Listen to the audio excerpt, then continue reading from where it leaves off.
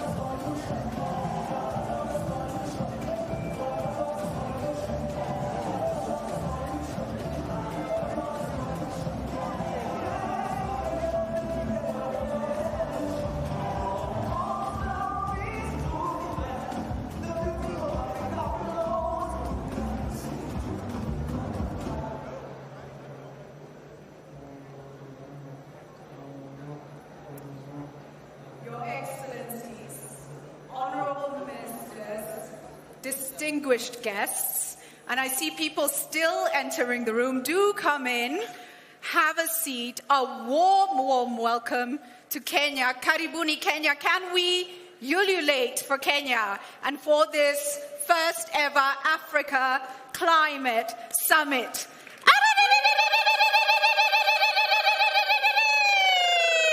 Thank you so much. Please take your seats. You are in a country, ladies and gentlemen, of incredible sights, mesmerizing wildlife, and warm, warm people. And even as we meet on this critical agenda, we hope you get some time to enjoy Kenya. And as you enjoy our spectacular country and observe the creativity, the passion, and the immense talent of young Kenyans, we also acknowledge that we are here gathering at a time of great uncertainty. Soaring inflation, deepening polarization, widening inequalities, and the rapid advance of technology pose major challenges worldwide. In addition, there is a war raging in the heart of Europe, whose impact is felt globally. Above all looms climate change, which poses a threat to the very survival of humanity. And in Africa, the threat has been catastrophic. It has. Ladies and gentlemen, allow me to share with you the statistics, which are dire. Over 17 million people a year have been affected by storms, droughts, wildfires, floods, and landslides. More than 7 million people in Africa have been displaced by natural disasters. More than 145 million people do not have enough food to eat. Now, all this, while Africa is responsible for less than 4% of CO2 emissions from fossil fuels and industry. As UN Secretary General Antonio Guterres said recently, and I quote, "The era of global warming has ended. The era of global boiling has arrived." It's so pertinent that this summit is being convened here in Africa to address the issues facing humanity. It was from here, particularly from the Rift Valley, that Homo sapiens set off eons ago, and several millennia later have come to dominate the planet. The progress and advances made in that period are impressive, but they have come at a price. Our ailing planet and the existential threat that we face speaks to that. Now, allow me to highlight, ladies and gentlemen, that as home of the youngest and fastest growing population in the world, we need the voices of Africa's young women and men. The good news is that just yesterday, they've been convening and it gave the Youth Declaration. And that's amazing. We must also center the realities and the needs of Indigenous people and local communities. We must listen and we need to act. Now, allow me to share a Kenyanism, a wise Kenyanism. It goes, "Hiyo meeting ingekuwa email." How many Kenyans know that? See some hands. Now, I share that because we've come together, we've convened, we are meeting, we are deliberating, we've taken the time. We must ensure this translates into action for impact. Otherwise, we could just have sent an email. And the action we are seeking here at the Africa Climate Summit is a pathway that will take Africa's realities and climate needs into account. We want a global financial architecture that helps Africa grow and the world decarbonize. We want to unlock investments Africa needs to tap into its potential and resources. This summit is about creating a new narrative for climate action in Africa, building consensus and taking a unified step forward Twende kazi. Absolutely, let's do it. And say, just before we introduce the minister and ask her to come up, I want to settle the room and I want to rally us. Ladies and gentlemen, as you're taking your seats, can we please make a commitment that we will act following this summit, that we will collaborate, that action is critical and impact is critical? Could we give a round of applause to show our intent, our commitment, a promise to ourselves and the next generations? Thank you so much. Zain, would you introduce the minister? Absolutely. Thank you so much, Julie, and thank you everybody here for being here and for your commitment for what we're trying to do here. It is so important for Africa today and for all future generations. So to begin, it is my privilege to introduce our Cabinet Secretary for Environment, Climate Change and Forestry, the Honorable Soipan Tuya.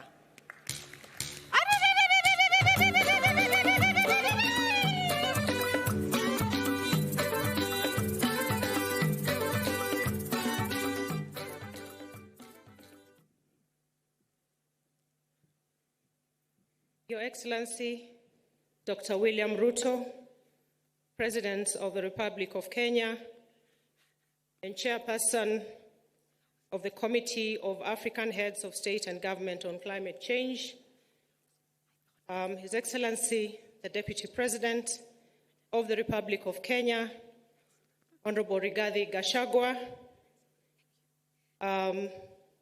Dr. Simon Still, the Executive Director, United Nations Framework Convention on Climate Change, Her Excellency, Dr. Monique Nzanzabanganawa, Deputy Chairperson of the AU, Her Excellency, Ambassador Josepha Sako, AU Commissioner for Agriculture, Rural Development, Blue Economy and Sustainable Environment, His Excellency, the former Prime Minister of Ethiopia, Haile Mariam Desalegn, the Right Honorable Baroness Patricia Scotland, Secretary General of the Commonwealth,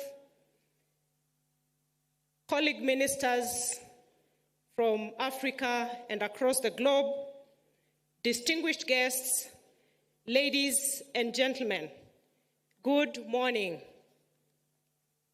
I am very honored to welcome you to Nairobi, our beautiful green city in the sun. Today, I stand before you filled with pride and hope. As we begin discussions at the Africa Climate Summit, we look forward to your support towards an ambitious agenda to change the perception on the place of Africa in the global efforts to combat the climate change crisis. The journey that got us here today has been long in the making, thanks to the very visionary leadership of our heads of state and government, who took no less than 3 assembly decisions at the 32nd, 33rd, and 34th African Union Assembly sittings to make this African Climate Summit a reality. In a bold and courageous move, His Excellency, Dr. William Ruto, President of Kenya, at the COP27 in Sharm el-Sheikh in November 2022, did announce and offered to host the inaugural Africa Climate Summit here in Nairobi in his capacity as the chair of the Committee of African Heads of State and Government on Climate Change. Excellencies, honorable colleagues, distinguished guests, ladies and gentlemen, that moment is finally here with us. And I wish to express my profound gratitude to the African Union Commission as co-hosts of this summit, and especially to my sister Ambassador Josepha Sako, who together with her talented and dedicated team made sure that we were in strict adherence to the African Union instruments governing the hosting of summits. I am also very indebted to my colleague ministers of environment who have shown tremendous support and guidance and insight throughout this journey. The same goes to the African group of negotiators who have been guiding us through the process and supporting it up to where we are today. Ladies and gentlemen, our overarching goal for this summit is to chart a green growth pathway for the African continent, setting the stage for Africa to lead the globe towards a more ecologically responsible global industrialization, catalyzed by financing that is accessible, adequate, and affordable. Consequently, the summit does present to us, Africa, an opportunity to develop and present a new and bold vision for Africa as a continent with tremendous potential, abundant opportunities that can be used to solve the climate crisis. I therefore call upon all of us here to use the next 3 days to explore options as to how we can optimize Africa's abundant human and natural resources to leapfrog towards a low-carbon economy while opening new opportunities for climate finance, trade, investment, innovation, resilience, and green jobs. Excellencies, honorable colleagues, the climate change debate has entered a new era. It is no longer just about tackling an environmental or development problem, but about addressing climate change in the context of justice. We must look at African countries and their high debt distress, contextualizing it with our ability to adapt and mitigate climate change. We must look at the impact of climate change to our economies, which are heavily dependent on climate-sensitive sectors such as agriculture, tourism, fisheries, energy, and forestry, among others. We must also be cognizant of the climate change nexus with migration and the need to climate-proof our infrastructure. That is why we are persuaded that if we do not develop adequate response measures to deal with the climate change crisis, it will crush us all together. Let us therefore step up and lead the world to find solutions for climate change by listening to all voices at this climate summit, including from youth, indigenous communities, and civil society from Africa and beyond. As I conclude, Excellencies, ladies and gentlemen, I wish to convey goodwill and urge you all to take time during your visit and sample our rich wildlife and cultural heritage. Her Excellency, Ambassador Sako, and myself wish at this early stage to extend an invitation, since this is a ministerial, we are beginning today, to invite you all later on to dinner this evening and more deliberations so that we can firm up the outcomes that we want to see coming out of this summit. Thank you very much, and I will now take this opportunity to usher in our youth representative, Ms. Elizabeth Wathuti, who has been, for the last 3 days, have led a group of young people from across the continent to put together very solid resolutions, ideas, and very visionary indeed group of young people who are joining in the discussion and want to be part of the action. They say they no longer want to be bystanders. They want to be right on the table. Welcome, Elizabeth, and your team.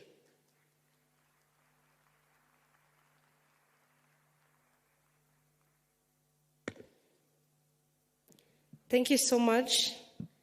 Excellencies, distinguished delegates, invited guests, I stand on the observed protocol.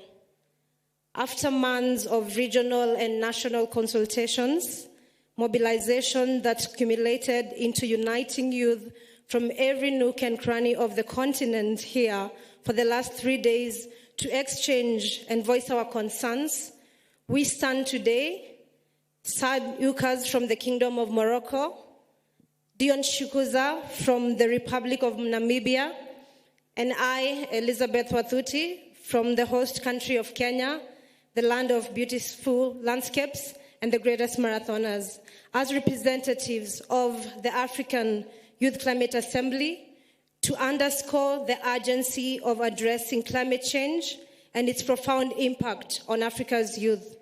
Our declaration, the African Youth Climate Declaration, reflects our commitment to harness the power of our youth to drive meaningful change. The African Youth Climate Assembly's vision is rooted in inclusivity, resilience, innovation, and the conviction that young people are one of the biggest resources that Africa is endowed with. We seek to elevate youth participation and inclusion in climate governance, forging pathways towards sustainable development and green growth. And we urge you, our esteemed leaders, to join hands with us in this endeavor. And we have our key asks from the Youth Declaration that I will invite my good friends from the Kingdom of Morocco and Namibia to present.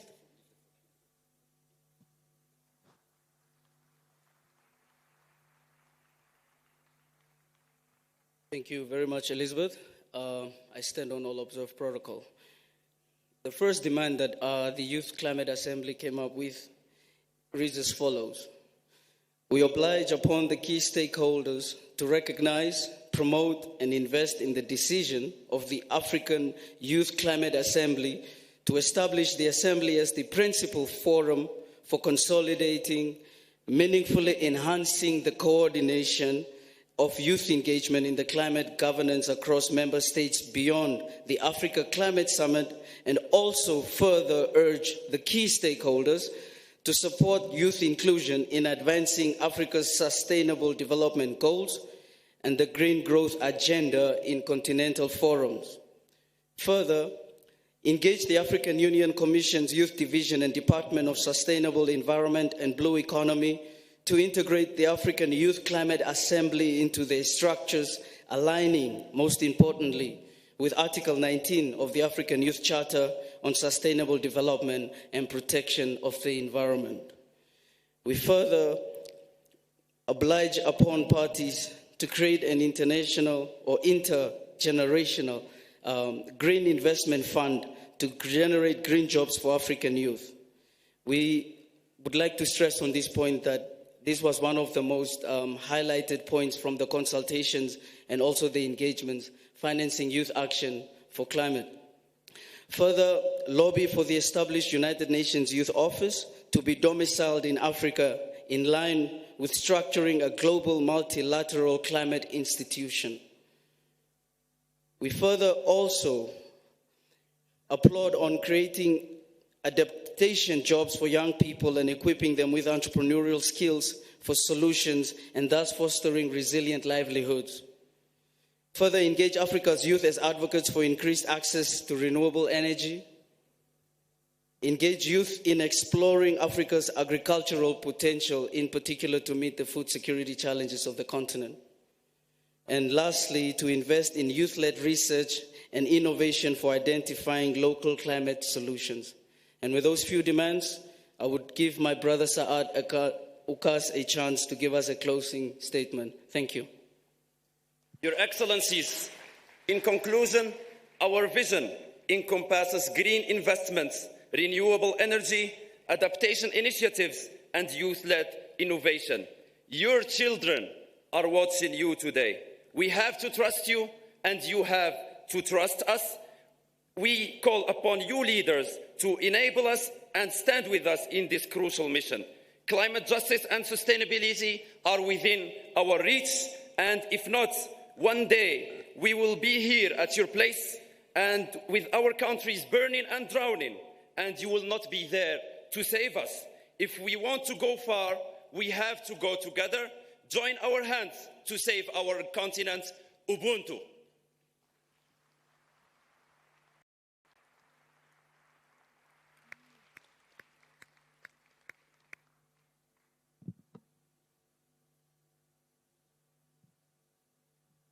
Excellencies, colleagues, ladies and gentlemen, Africa is a truly diverse and multi-ethnic continent.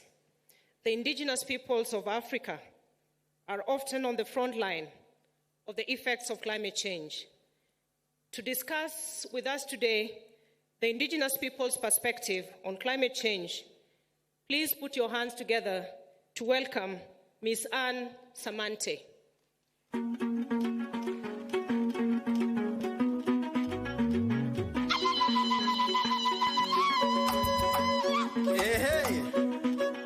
Bana ba Kenya na mugezenti mulembe lundi baya mumbe kama rumwelezera ko bulayi bwo kuba nenda kama tunda ko buru mu Kenya. His Excellency the President of the Republic of Kenya, Dr. William Samoei Arap Ruto, and all other excellencies, distinguished guests, Madam CS, Honorable Soipan Tuya, all protocols observed. Good morning. My name is Samante Ann. I'm here to read a statement on behalf of indigenous peoples of Africa.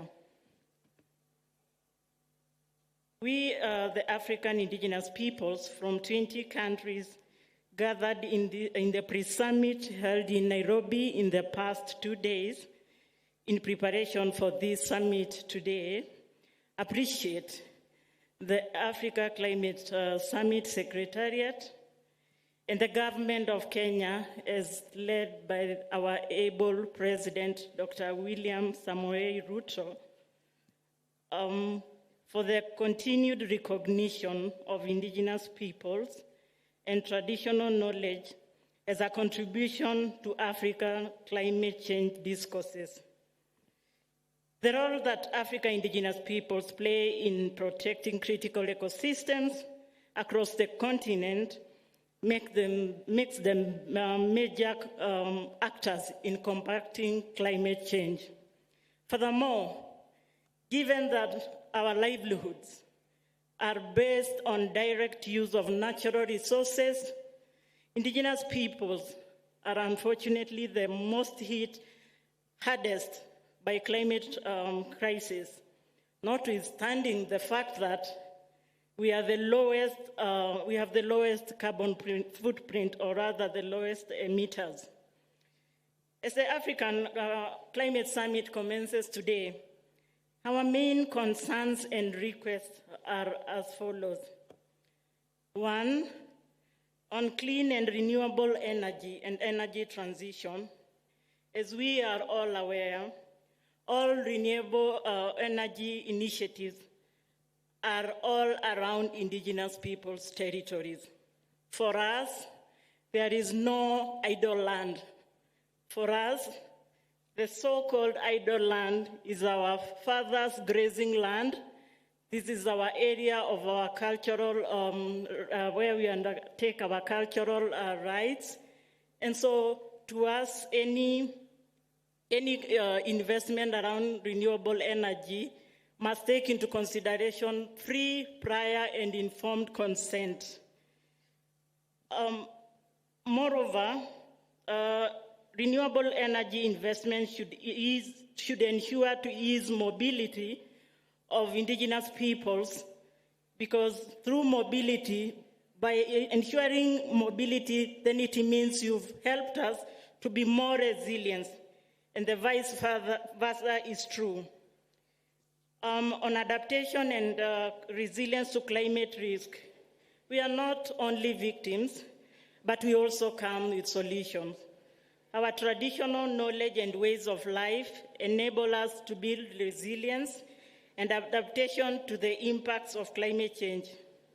Furthermore, considering that there are an estimated 50 million indigenous peoples living in 5 regions of African countries, whose participation and contribution through indigenous peoples' knowledge and knowledge system provides tremendous solution to the climate change crisis. However, as much as we contribute this much to climate resilience and adaptation, our knowledge and traditional adaptation resilience are not mainstreamed in local and regional policy and legislation frameworks.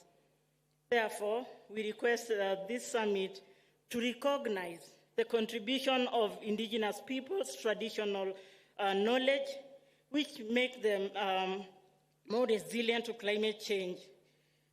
On climate finance for adaptation and resilience, despite the fact that we do play a critical role in protecting the ecosystem that our lives entirely depends on, a recent study has shown that indigenous peoples receive less than 1% of all climate financing globally.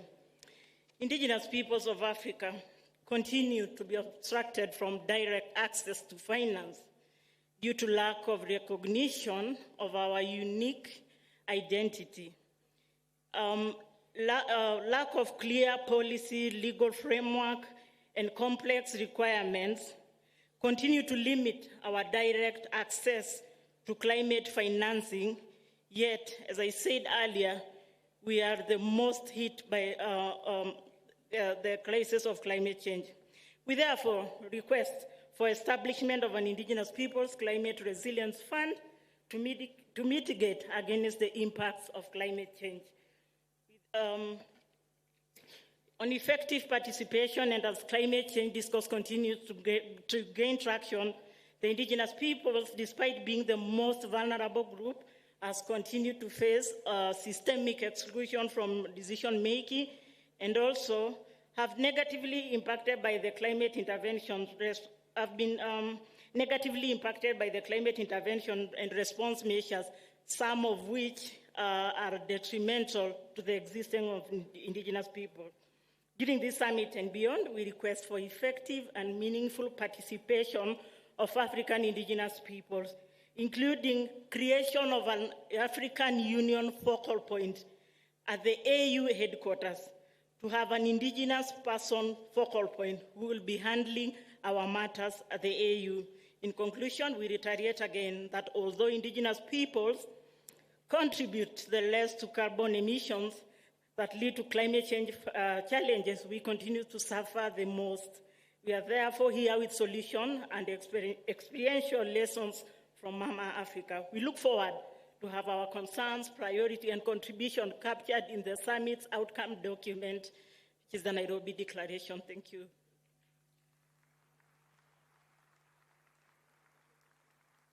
Thank you very much, Anne.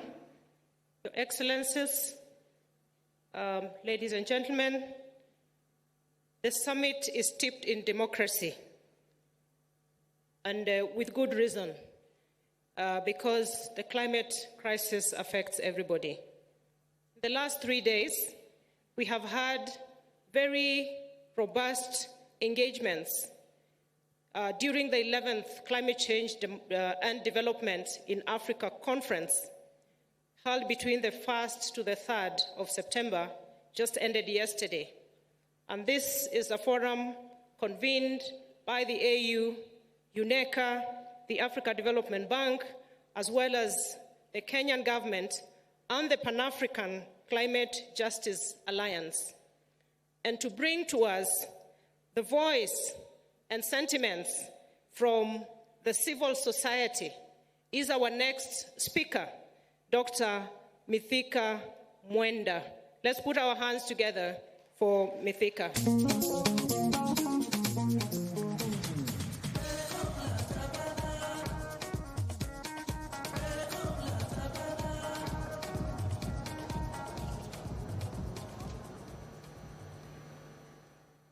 Thank you, CS.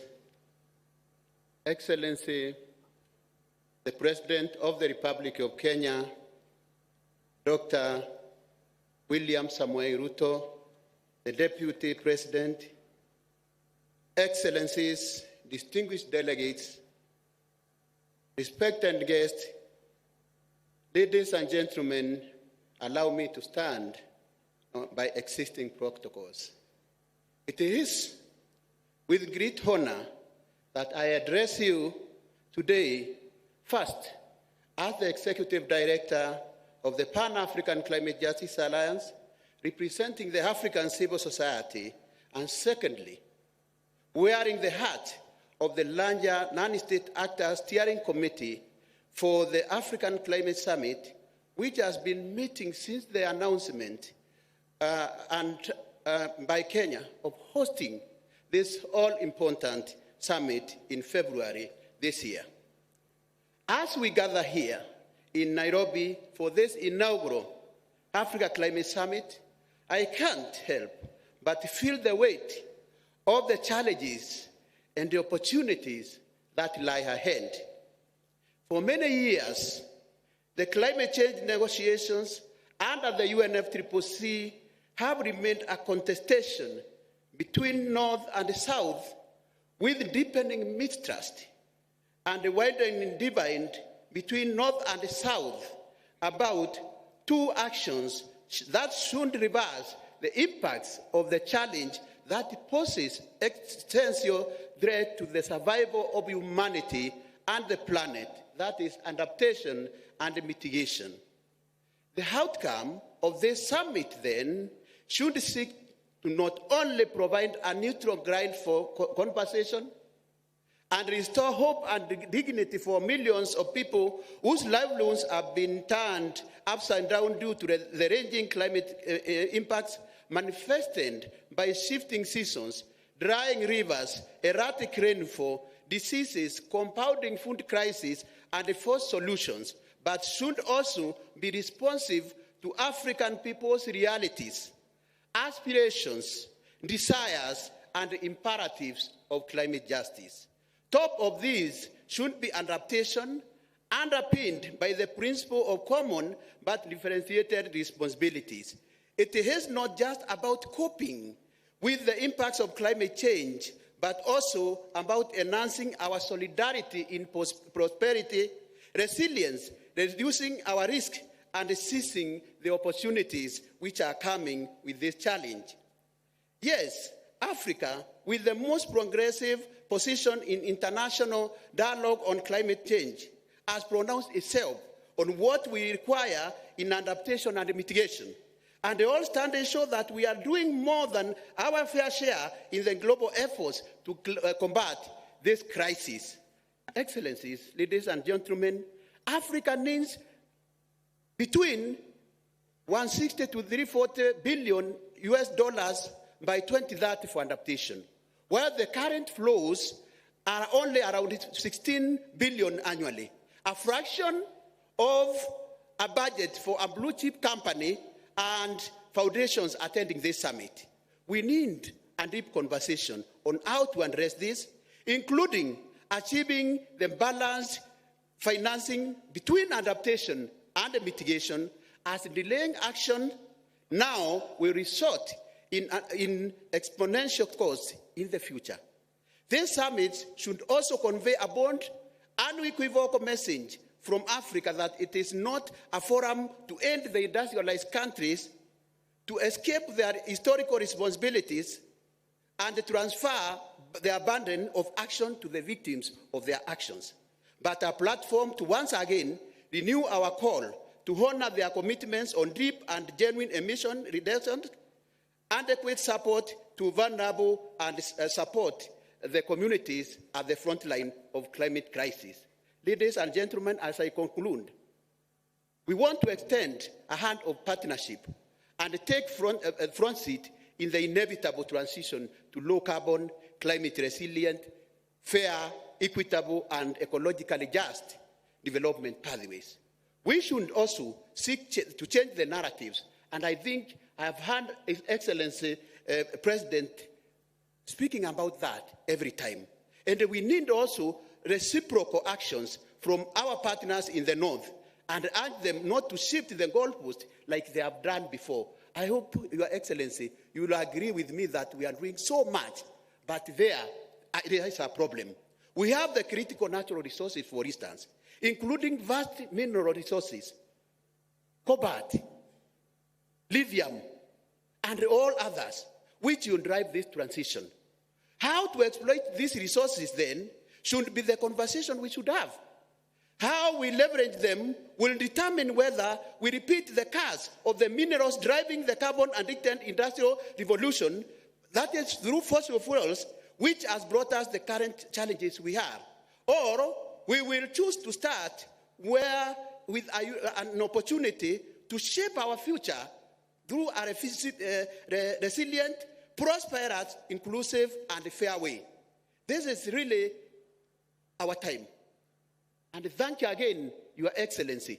When we were in South Africa during the African Parliamentarian Summit on Climate Policy and Equity, I told you, you are our general. And I told you, now below there, you are our soldier. Let us work together, and we promise our commitment to that process. Thank you, Your Excellency. Thank you very much, Mithika, for speaking on behalf of the civil society. Now, Your Excellencies, ladies and gentlemen, we move on,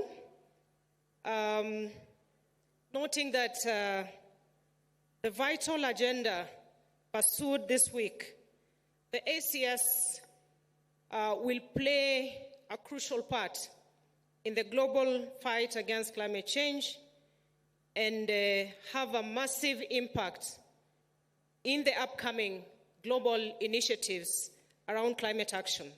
And one of these is the COP28. And Excellencies, ladies and gentlemen, we are aware that during this summit, we have the African Climate Week convened by the UNFCCC as part of the regional climate weeks, again, that build momentum for COP28. And we have here with us none other than the Executive Director of the UN Framework Convention on Climate Change, Simon Steele. Let us put our hands together to have the statements from Simon. Welcome, Simon.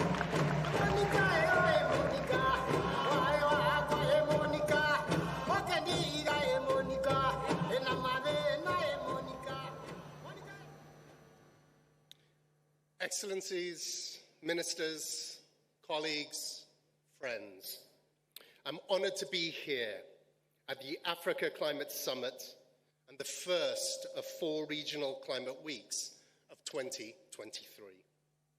I want to thank the Kenyan government and personally President Ruto for his leadership and vision in bringing us here together. And I want special recognition for Minister Soipan Tuya for her work and efforts in helping to organize both the summit and the climate weeks.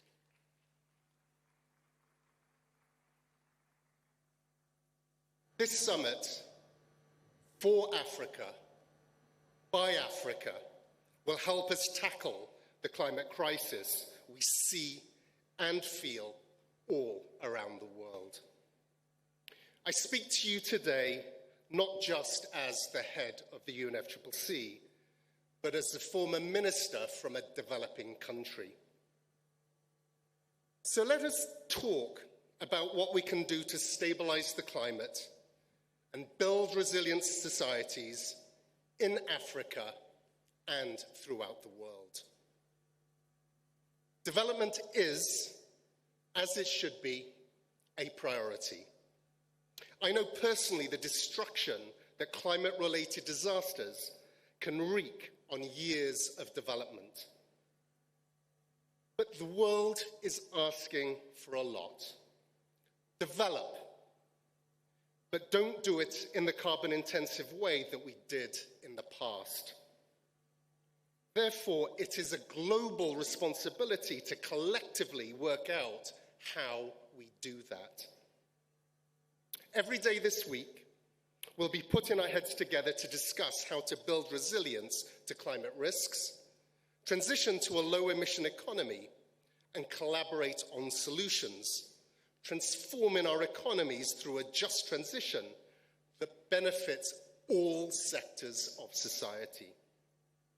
Africa, the equal partner in this endeavor, is offering its huge potential. We already know innovation in Africa is astounding. So how can we accelerate this development through green technology and energy, and in doing so, taking the necessary actions to keep in 1.5 within reach? First, we must address finance. Climate action, just like everything else in life, costs money. Finance should be viewed in the context of mitigation and adaptation, in addition to all of the other things. COP28 will be a critical moment to hold the line on temperature rise at 1.5 degrees Celsius. The world needs to reduce emissions by 43% from 2019 levels by 2030 to achieve this. And the IPCC reports that impacts will be far greater at anything above this, especially in certain parts of the world.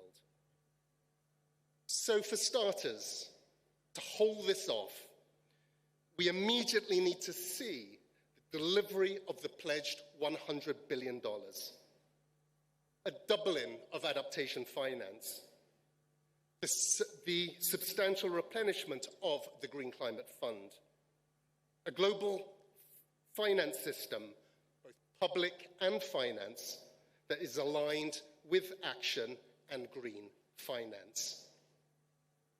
At COP27, I committed to ensure the Secretariat does all that it can to support parties to deliver on their commitments. I see our role as catching what you, parties, throw, and shine light on how you can, together, throw it higher to get it in the basket. I also committed to maximizing the opportunities available to us to build collaboration throughout the year between COPs. This Africa Climate Week is a good example on delivering just that. In the past, we used to have only 3 to 4 mandated events associated with the regional climate weeks. Now there are 20. We've been working to cluster them, not just for efficient and resource saving's sake, but also because it is here, in the regions, where catalytic connections are made, and we can supercharge action on the ground. I want to see Africa Climate Week usher in climate action in 3 pivotal fronts. First, it must enable governments to amplify their contributions and commitments. Second, strengthen regional bonds and collaboration. And third, and perhaps most profoundly, empower local transformation, so that African nations can come to COP28, which is less than 100 days away, in leading action and ambition. At COP28, the first global stocktake will review our progress on climate action. We know we are not on track. Our response to those findings is a key opportunity to course correct towards a sustainable future. In addition, we must respond to those impacts we know cannot be averted through our approach to loss and damage and the operationalization of the fund and funding arrangements at COP28. The discussions taking place here will inform the global stocktake about the challenges, barriers, and opportunities for climate action and support within the context of Africa. The UNFCCC Secretariat can work with you to identify the opportunities for Africa and facilitate the solutions, and to attain those opportunities. Excellencies, ministers, the world is counting on your continued collaboration and leadership. I thank you.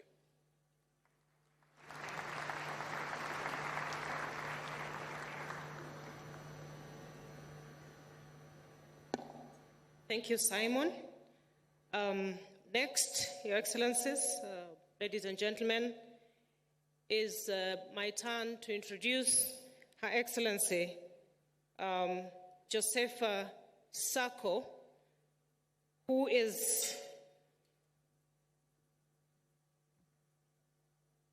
the African Union Commissioner in charge of agriculture, rural development, blue economy, and sustainable development. Welcome, my sister. You have been extremely instrumental in helping us co-host this summit.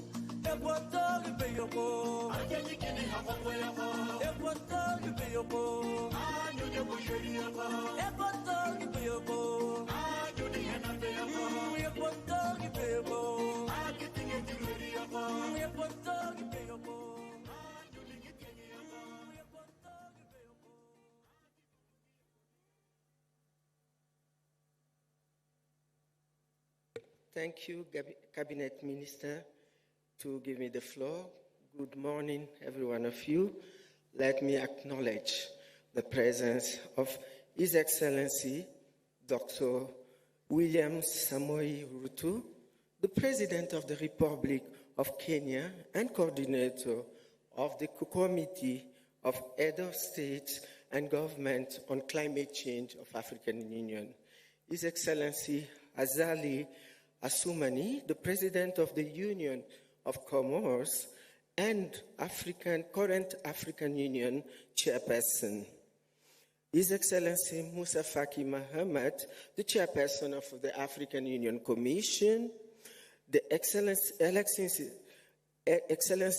Head of States and Government from Africa and abroad, His Excellency Antonio Guterres, UN Secretary General, if he's present, His Excellency Ursula von der Leyen, President of the European Commission, honorable ministers present, executive head of international organizations, representative of the civil organization, invited guests, ladies and gentlemen, all protocol duly observed. On behalf of the African Union Commission, I am pleased to welcome you all to the African Climate Summit and to thank all delegates from Africa and the world at large for setting time aside of your busy schedule to participate at this inaugural African Climate Summit. You are welcome. Karibu. Sejam bem-vindos. Vous êtes le bienvenu. Merci. Your participation is a clear demonstration of our unwavering commitment to collectively shape the future of climate change, climate action in Africa and across the world. We are not isolated. We are following the global agenda. Although we are not the polluters, our responsibility is just 4%, but we cannot isolate because the climate issue, it's really affecting all of us globally, the planet, and we need a sound planet for the next generation. That's why in the continent we are fully committed in this agenda, and I really commend President Ruto for his commitment on this climate agenda. Congratulations, Excellency President. Let me also like to acknowledge the presence of former Prime Minister of Ethiopia, His Excellency Prime Minister of Ethiopia. You're welcome to this meeting. Excellencies, distinguished ladies and gentlemen, please allow me to express our sincere gratitude to the government and people of Kenya for the warm reception and hospitality accorded to all the delegation since their arrival in this beautiful city of Nairobi.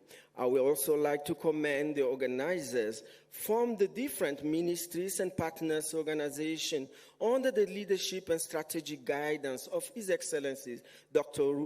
William Ruto, President of the Republic of Kenya, that worked around the clock on the technical and logistical arrangement required for a successful summit.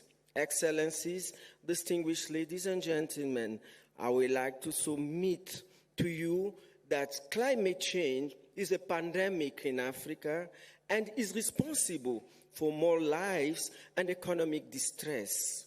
Climate change is resulting in an increased frequency and intensity of extreme weather events that causes disasters with compounding effects because they do not allow us to recover before another disaster strikes again. What are we witnessing is the situation thereby governments are abandoning development and concentrating their resources in responding to climate-related disaster without building resilience. We know that many African governments, they are using at least 2% of their budget to invest on the disasters, on adaptation programs in the continent. In our continent. Research tells us that some of the African member states are spending up to 50% of their GDP per year in response to climate-induced disasters. The economic losses resulting from climate change stand at more than 5% of the annual GDP for the continent. The bottom line is that the cost of climate change in Africa is too high for us. We know for sure that crying for the promised resources by the developed countries' parties has not yielded tangible results, and even the $100 billion that you promised during the during the Paris Agreement, COP21, up to now, we haven't seen anything. We haven't seen anything. That was the pledge in 2009 to be accessible from 2022. We are in 2023. We haven't seen anything. Please, partners, come and honor your pledge. Has not been reached to Africa. This is despite being their obligation due to their historic responsibility for climate change in line with the Convention and the Paris Agreement. We also know that the cost of addressing climate change is also skyrocketing. For example, the revise of our NDCs for Africa will require an estimated $3 trillion of investment, US dollar investment, to implement, in addition to all the climate action, including NAPS. Africa has refused to wait and die due to climate change. We shall continue to pursue them to honor their obligation, but at the same time, we shall proceed with our own initiatives aimed at building resilience in Africa. I must confess that at the African Union Commission, we are enjoying support for some of our development partners, and so are some of the member states. However, Africa needs to move from a donor-recipient relationship to that built around investment, as that it is the pathway to reaping development aspiration of our continent, the Africa we all want. Excellencies, distinguished ladies and gentlemen, the primary goal of this summit is to propel our collective efforts on climate change and sustainable development forward. The fundamental driver of success for African green transition will be the availability of resources for investment, and these must be accompanied by the strengthening of the ability of the African countries to mobilize their own resources, their own domestic resources. And I believe in Africa we can do it. We have the resources. Let us start allocating the resources on the environmental agenda when we are doing our national budget. I believe that we have this capacity. So the fundamental driver of this success, as I say, for African green transition will be the availability of resources for investment, and those must be accompanied by strengthening of the ability of the African country to mobilize our own resources, build on the foundation of solid and inclusive economic growth. As a continent, previous growth models have been predicated largely on the sheep production and export of African raw material with a minimal value addition. We have to start adding value and create jobs for our youth and our women. A continuation of this trajectory will undoubtedly reinforce Africa's vulnerability. Excellencies, distinguished delegates, ladies and gentlemen, the African continent remains a key player in charting the way forward towards a low-carbon future, despite being the least contributor and yet highly vulnerable to the impact of climate change. However, our strength lies in our unity and the fact that we are a continent that is vibrant, fast-growing, useful, young population, energy, and diversity. Our solution for African climate change are rooted in large-scale investment in climate resilience centered on energy access to drive sustainable industrialization. This represents one of the fastest drivers for poverty reduction, while also fundamentally changing the nature of Africa's economic model with large-scale investment in a sustainable value chain. To this end, we continue to put policy framework in place to support the implementation of climate action. Such frameworks include the African Union Climate Change and Resilience Development Strategy and Action Plan.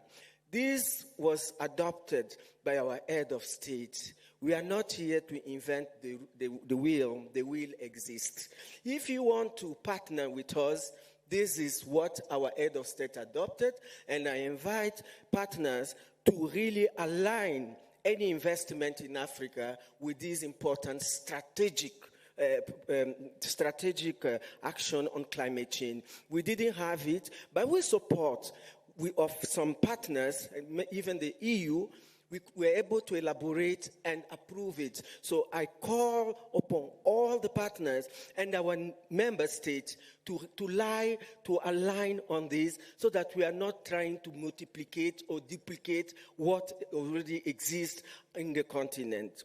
The second strategy, it is the Continental Green Recovery Action Plan and the integrated strategy on meteorology. So these instruments are strategic and they exist. So if at all we want to tackle all the issues of the challenges of climate change. The tools are there. I'm just inviting investment. Let us find a mechanism where our member state can have access to these capitals, financing resources, so that we can go ahead. We have already done our homework with these tools that was approved. As I conclude, I would like to emphasize the following, that Africa's potential is fostering its sustainable development. Its great green transformation must be designed and led by African countries and African institutions, and should be centered on the mobilization of new and additional resources that can be deployed urgently. 2, that Africa's energy transition must be defined. My colleague is here. She's going to share with us how is she doing as a commissioner of this important department, with the Department of Infrastructure. Honed and led by Africa for it to be just and equitable. 3, we need to structurally alter the relationship of African economy within the global economy and reduce the impact of exogenous shocks by building sustainable value chain. This will allow a focus on people and on ensuring the connection between the citizens of Africa and its immense natural health. In this process, we are determined not to be bystander in this, but to lead by doing. Nevertheless, as a continent, we will continue to hold our partners accountable to the promise they made to us.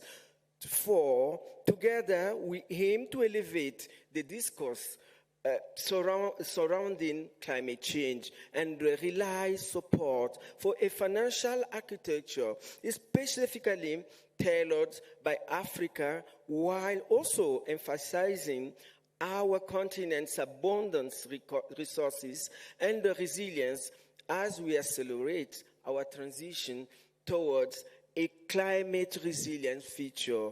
5th, as this green transformation is built on this shared determination, I urge us to strongly embrace our collective strengths towards this cause. This summit will be just one step of many towards attaining our objective, which is our Agenda 2063. 6, and lastly, we will count on the support of partners present here today, as well all relevant stakeholders, to support the implementation of the summit's outcome. As the African Union Commission, we remain determined and committed to work with member states in addressing climate change, including the implementation of the outcome of this summit, which is the Nairobi Declaration. Excellencies, distinguished delegates, ladies and gentlemen, I thank you for your attention and look forward for a fruitful deliberation. Asante sana, muito obrigada, muitas gracias, merci beaucoup, shukran.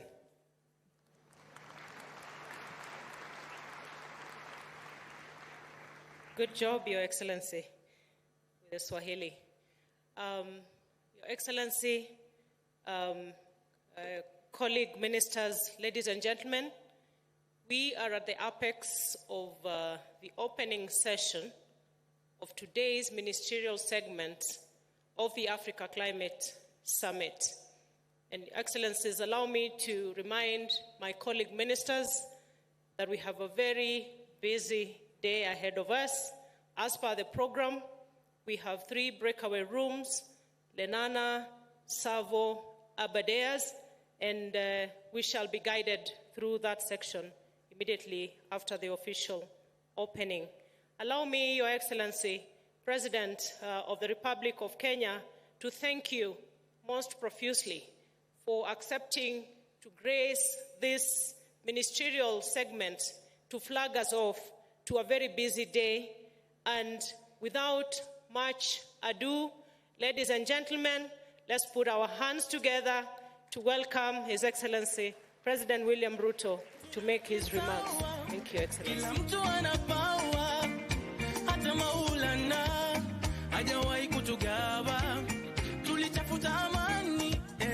Thank you very much. Thank you very much. Let's take our seats. Thank you very much.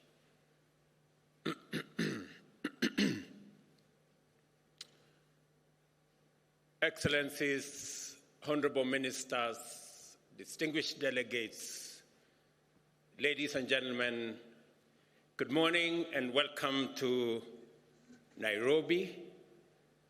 It's called the Green City in the Sun.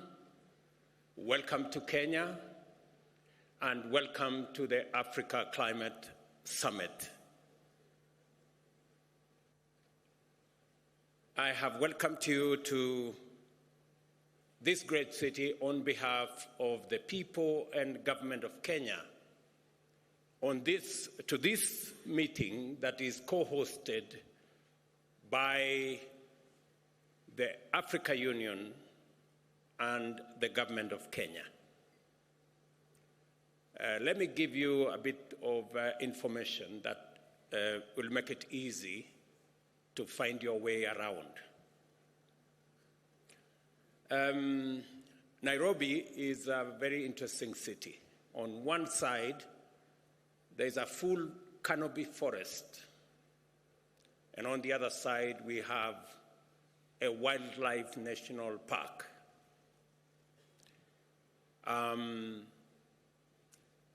We keep the wildlife in the park because we have a fence. But sometimes, as nature would be, they break away from the fence. So while you are doing your morning walk, you might encounter a lion. Please be careful. It is not tamed, it is wild. Let me also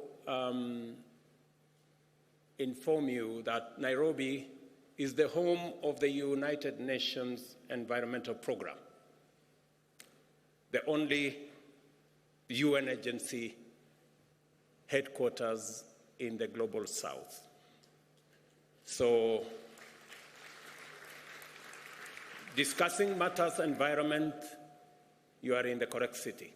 And if you need any referencing, the UNEP is right here. Let me also volunteer some additional information that Kenya, a few kilometers from where you are seated, scientists, including myself as a scientist, discovered and located the earliest remains of man on Earth. In other words,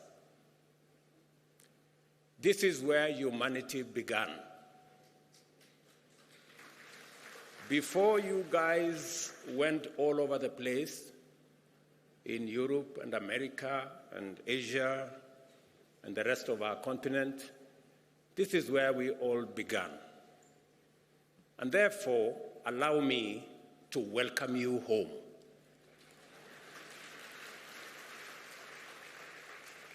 And in a few months, we are having a conversation as Kenyans. In a few months, we are seriously considering abolishing any visa requirement because it is unfair to ask anybody coming home for visa.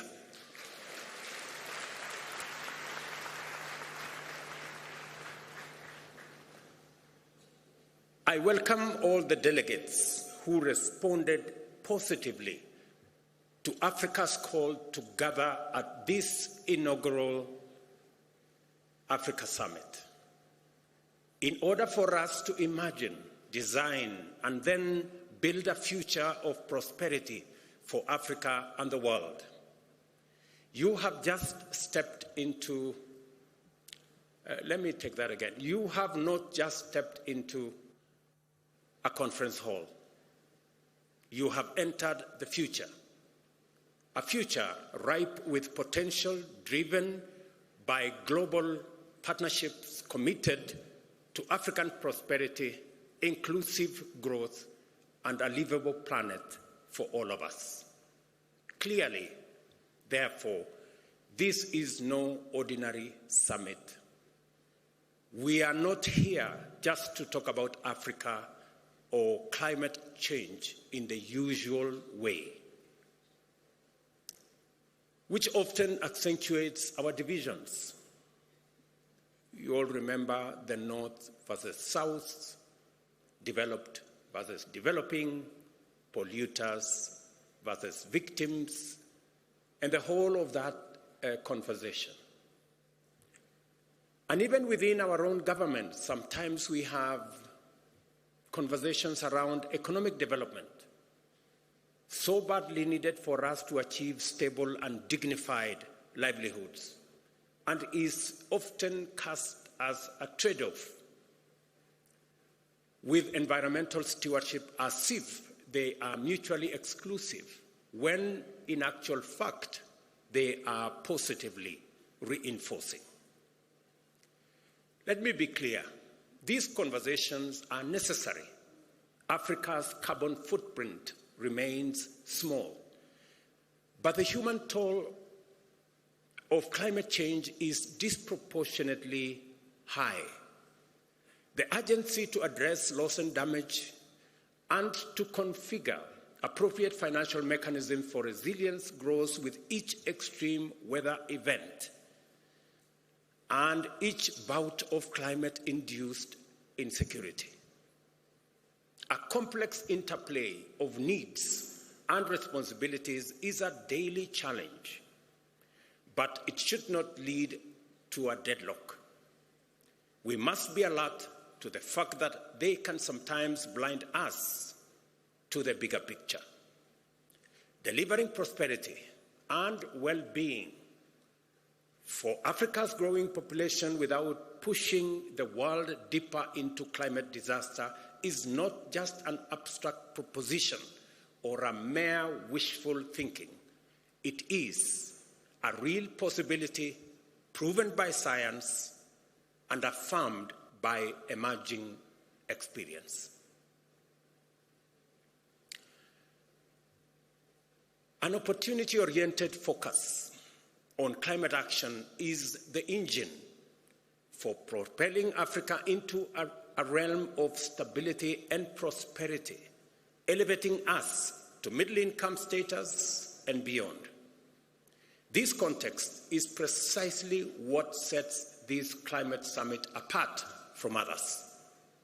It aims to unite us across neighborhoods, across sectors, across institutions, local or international, across country borders, across continents, and across generations.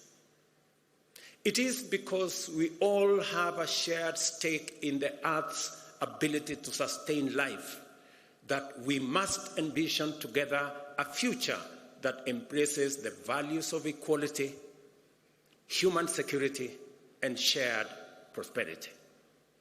Africa possesses all the necessary conditions to realize this future. Our foremost asset is our young and growing young people and workforce, educated, skilled, and motivated to pursue industry, innovation, and enterprise. And we saw them here speak ably this morning. And I congratulate the young people who've been here for the last 3 days, and they have done a tremendous job in the Youth Summit. We have ample renewable energy potential as well, and the natural assets and resources to green our own consumption, but also to meaningfully contribute to decarbonization of the global economy. We must see in green growth not just a climate imperative, but also a fountain of multi-billion-dollar economic opportunities that Africa and the world is primed to capitalize. We are brought together by a clear understanding and deep concern about the inadequacy of our present means in terms of institutions and available finances to deal effectively with the magnitude of our collective threats and challenges. But we will not shy away from the difficult conversations and uncomfortable realities that must be addressed to achieve meaningful change. Policy, regulations, taxation, trade, and climate justice will all be scrutinized in national, regional, global contexts. Yet, the way we frame these discussions matters. I invite all of us to adopt opportunity lens as we navigate these complex dialogues. For a very long time, we have looked at this as a problem. It is time we flipped and looked at it from the other side. There are opportunities, immense opportunities as well. And that is why we are not here to catalogue grievances and list problems. We are here to scrutinize ideas, assess perspectives, so that we can unlock solutions. The very format of this summit has been designed to facilitate such engagement. Over the next 3 days, be ready to be challenged in this dynamic ecosystem of dialogue and discovery. African and global leaders, innovation trailblazers, experts, investors, and captains of industry are here to explore the opportunities, tackle the barriers, and scale up solutions. While I cannot encapsulate the breadth and depth of all our program within my opening remarks, allow me to outline the overarching theme, which is the unparalleled opportunity that climate action represents for Africa. As you're aware, the climate conversation began 31 years ago in 1992 in Rio de Janeiro. But this is the first African summit 31 years later. When my colleagues agreed, in the Africa Union that is, agreed to my offer to host this climate summit, it was clear to me that this inaugural summit is going to be the stepping stone to the ultimate resolution of this challenge. The reason why possibly we haven't made much progress is because Africa had not consolidated and assembled its ideas and brought them to the table. I am confident that now going forward, we have all what it takes to create a win-win outcome out of this very intense conversation about climate change. This occasion summons us to contemplate the full range of possibilities that can be unleashed by directing investment and appropriate technology to actualize our continent's abundant resource endowments. Let us look, for example, at food production and the protection and expansion of our invaluable natural carbon sinks, which stand at the intersection of our environment and ecology on one end, and economic opportunities on the other end. Since 1961, Africa has witnessed a 1/3 reduction in agricultural productivity due to climate change, a stark reminder of the urgent need for adaptation. Yet, much of the world is just waking up to the merits of restorative agriculture, a practice that already resonates with African farming practices. By building on the wealth of indigenous knowledge, we can scale, enhance, and even monetize our agricultural systems. This enables us to unlock the huge potential in our agricultural land assets, representing 2/3 of the world's uncultivated, underutilized arable land, to feed our growing populations, and to do so in harmony with our invaluable natural carbon sinks. Additionally, the restoration and expansion of Africa's natural carbon sinks are not just an environmental imperative. In fact, they are an unparalleled economic gold mine. They have the potential to absorb millions of tons of CO2 annually, which should translate into billions of dollars if we were living in a fair world, improve livelihoods, and millions of opportunities across this continent. And I was having a conversation yesterday about a banker of one of the big multinational banks, and he was telling me about Africa's GDP. And GDP is about assets. It's about what you have.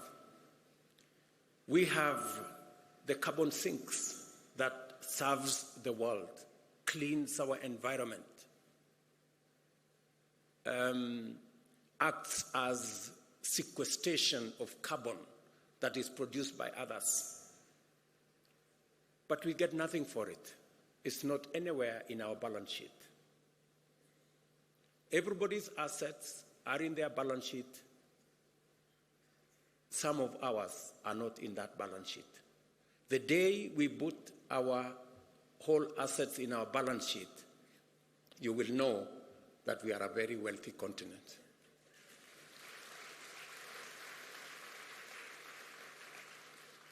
And let me say, we do all that, but it doesn't count for much. But we do it anyway, because we love this world, because it's our home. And that is why the conversation of North versus South must come to an end. Who did what? It's not a conversation that we have the luxury to engage in, because when the apocalypse happens, it will happen for all of us, for the entire humanity. Let me say this. We do this, and all of this comes while safeguarding our biodiversity. We are careful to make sure that that is in place. Our renewable energy resources are not just environmental necessity.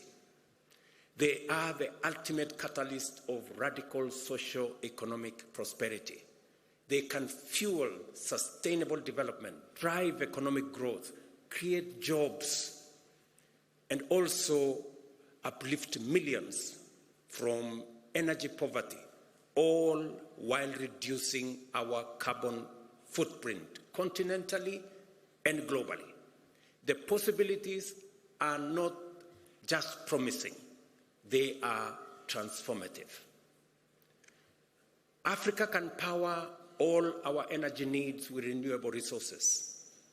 The continent has enough potential to be entirely self-sufficient with the mixture of wind, solar, geothermal, sustainable biomass, and hydropower.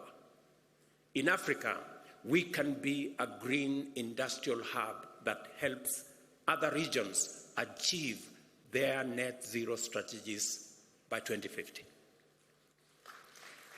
In other words, what I'm saying is unlocking the renewable resources that we have in our continent is not only good for Africa, it is good for the rest of the world. Because we not only are driving our own growth, but we are ready to share these resources with the rest of the world, and by doing so, we will assist the rest of the world in ensuring that we move towards the net zero target that we all set for ourselves. And for Africa, renewable resources, it is not just the volume, but also the non-seasonality of our renewable energy that stands out. The nearly year-round sunshine makes Africa's solar potential particularly unique, perfectly suited to industrial energy demands, something that is challenging in other areas, especially in temperate climates. Kenya, for example, serves as a good example of what is possible. Our national grid currently operates at 3 gigawatts, with 93% of that power being renewable. Our ambition is audacious yet achievable: 100% renewable by 2030 and a 100 gigawatt grid entirely renewable by 2040. A serious challenge in bridging the investment gap in order to enable the continent meet its energy needs is the creation of demand on sufficient scale to provide incentives for appropriate private investment in energy infrastructure development. Industrial energy at scale is therefore necessary to anchor energy demand as a means of tackling the widespread energy poverty still prevalent across our continent. The numbers are stark. Nearly 600 million Africans lack access to electricity. Another 150 million grapple with unreliable power.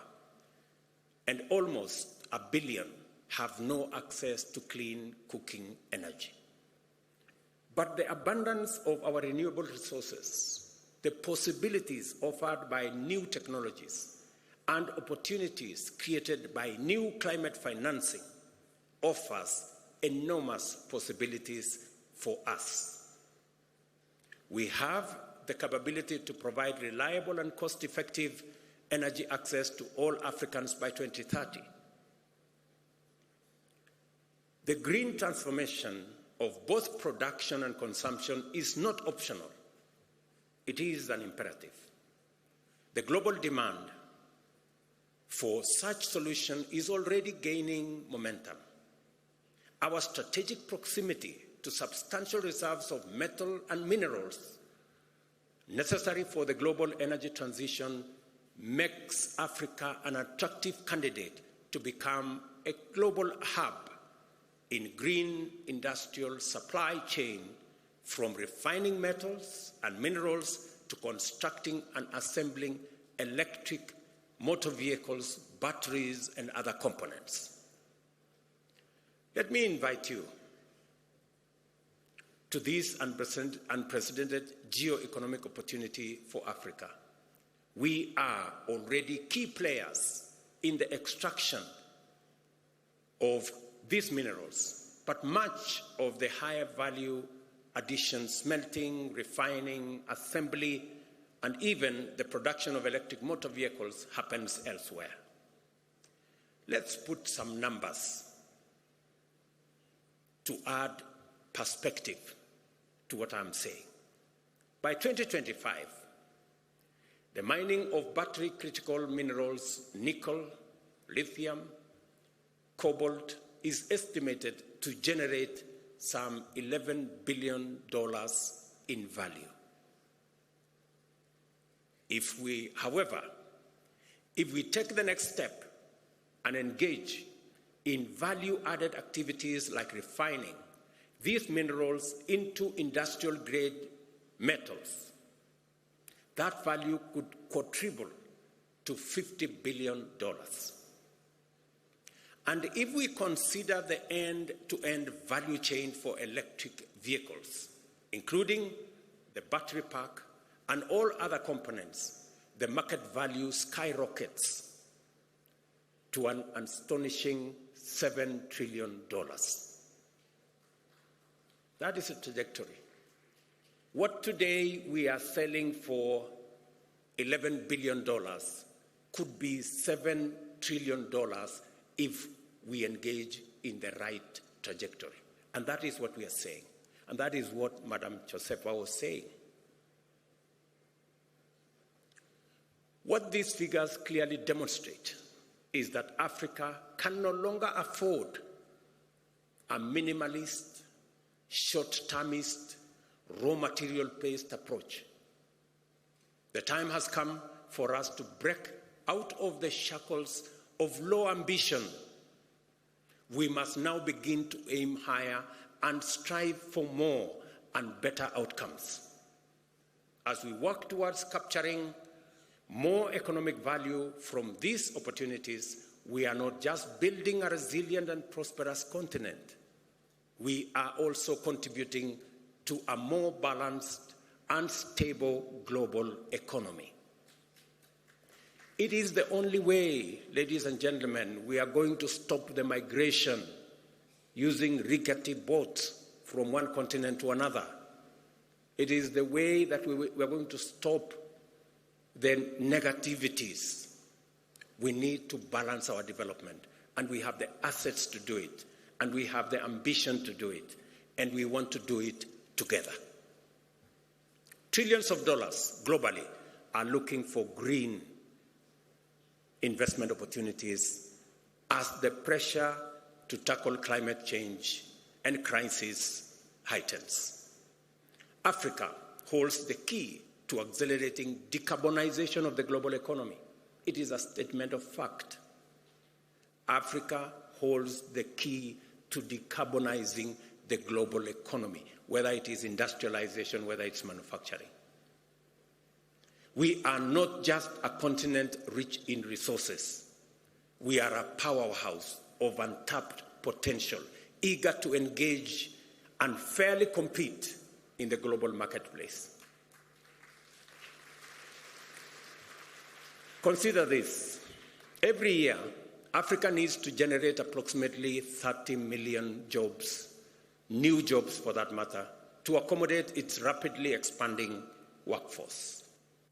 These are not just numbers. They are not just statistics.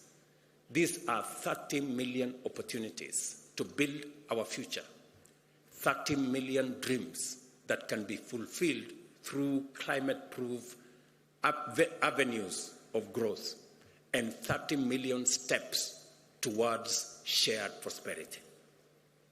The examples I have shared with you are not mere statistics. They are pragmatic routes for Africa to not only participate in the global economy, but to excel and to grow. I accept that it is one thing to say what is possible, and entirely another to make it happen. For example, infrastructure is expensive. It needs finance and finely tuned policies to attract investors. It needs technical know-how and agile institutions. A major concern that we all know and we all appreciate is cost of capital in Africa, acting as a most prohibitive barrier to our progress. Private investors charge high premiums driven by both real but mostly perceived risks. It is not a secret that we are paying at least 5 times as much as advanced economies to borrow from the financial markets. It's a fact, documented. Like many of us, a few years ago, I would have believed the challenges were too great and the barriers too high. Today, I see them differently, as mere tests of our collective will and ingenuity. We should develop effective policies and regulations that catalyze investment and entrepreneurship and unleash the creativity of local business. We must transform Africa's resource wealth from mere potential into real opportunities by directing large-scale investments that will actualize the possibilities that exist and await our citizens in present and in future generations. Let's make no mistake, however, we have no choice but to approach this colossal task with clear minds and open eyes.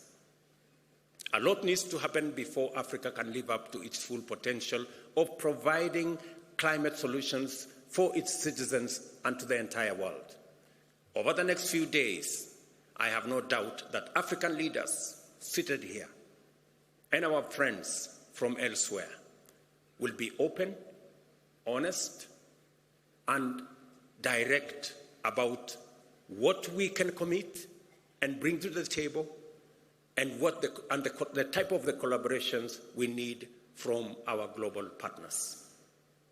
My call to everyone present in this historic summit is for us to work together and converge our efforts on African priorities. I urge everyone to make a contribution to our generation's unprecedented and highly consequential endeavor to catalyze climate action in a spirit of candor, collaboration, and courage. Let us imagine a pathway for different financial structures that can deliver on Africa's goals. Let us commit to invest in viable solutions presented by renewable energy, green industrialization, climate-smart agriculture, and nature conservation. I am confident that we are all inspired by the possibilities before us and galvanized by the demands of this critical time to engage productively, collaborate successfully, and conclude the Africa Summit with a Nairobi Declaration on green growth and climate finance agenda that will commit us to pursue a climate-positive path to propel Africa's economy and promote job creation in a manner that limits our emissions and aids global decarbonization efforts. Excellencies, ladies and gentlemen, friends, this summit is a moment to imagine a bold and radically affirmative African future. We are here to envision a continent that links markets and connects resources with demand, unlocking massive economies of scale, a continent that offers an economic backbone for a decarbonized world, a continent that thrives and shapes climate-proof future for all. So, as we immerse ourselves into the array of complex issues during the summit, let us fix our gaze firmly upon the horizon of possibilities. The future is not just something to hope for. Neither is it something to merely wish or wait for. The future is for us to conceptualize and actualize, starting now. That is what we have come to do at the Africa Climate Summit. Welcome to the future, and I thank you.